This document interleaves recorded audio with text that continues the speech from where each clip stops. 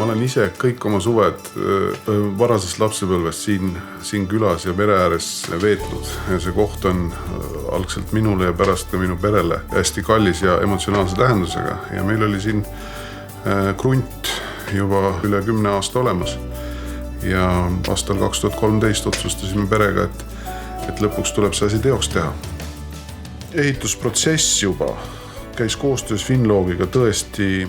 Ma ei ole kunagi kokku puutunud niivõrd sujuva asjaajamisega ja mul on olnud mõned kogemused ka teiste ehitusettevõtete ja ehitusettevõtjatega, siis ma võin julgelt väita, et Finnlog peab oma lubadustest kinni, peab oma kvaliteedinõuetest kinni.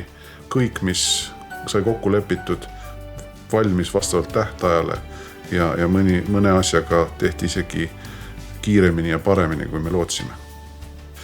No meile meeldib olla looduses, olla omaette. Minu töö on niisugune, kus ma pean päris palju reisima ja kui ma olen kusagil nädal aega ära olnud ja tagasi teel koju kusagil lennujaamas, siis on juba niisugune tunne, et ma pean siia saama.